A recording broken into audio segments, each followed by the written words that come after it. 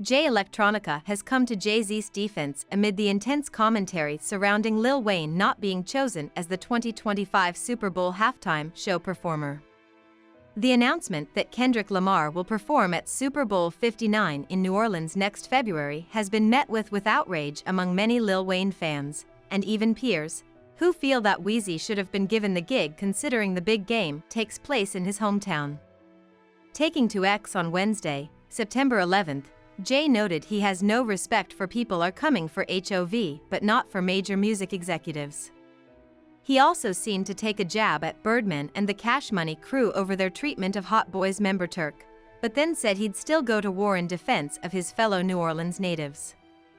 Ngas got all this smoke for HOV, but they ain't got no smoke for David Geffen and Jimmy Iovine and Lucian Grange and Lear Cohen etc., he began. I do not respect your gangster. You pussy. And let's be real. At 50 Cent just opened an entire industry in Shreveport and these pussy-ass knights slave cooning over a football game. If you don't get the fuck out of my face. He continued, and how you niggas did Turk was dirty and lame. Especially since he really Magnolia and y'all not. Get it how you live. I'm sorry Patnea. And how y'all so quick to let y'all gun bust at your brother over nothing. If y'all would put 10% of this negative energy over a football game into unifying for one common cause, our PPL would be free overnight. And finally, I will die in the war with the common enemy on the spot for Birdman and BG and Wayne and whoever else the same way I would HOV. We all we got. But who is man enough to say enough is enough? Electronica is not the only one coming to Jay-Z's defense, however.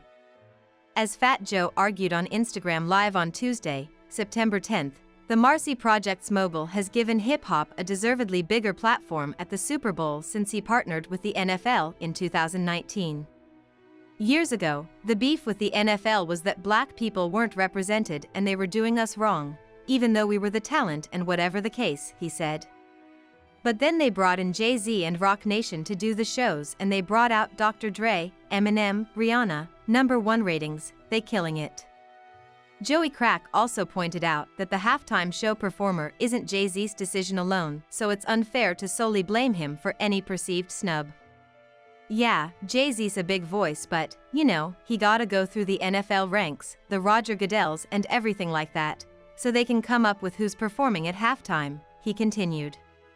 It ain't just one man's decision, that I know of.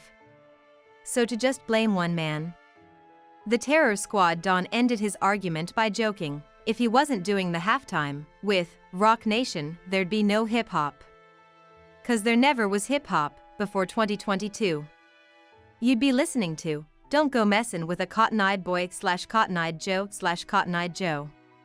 You'd be listening to that shit at halftime.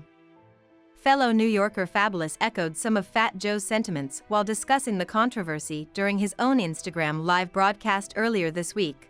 I do see people blaming it solely on Jay-Z when I don't think that's the truth, he said.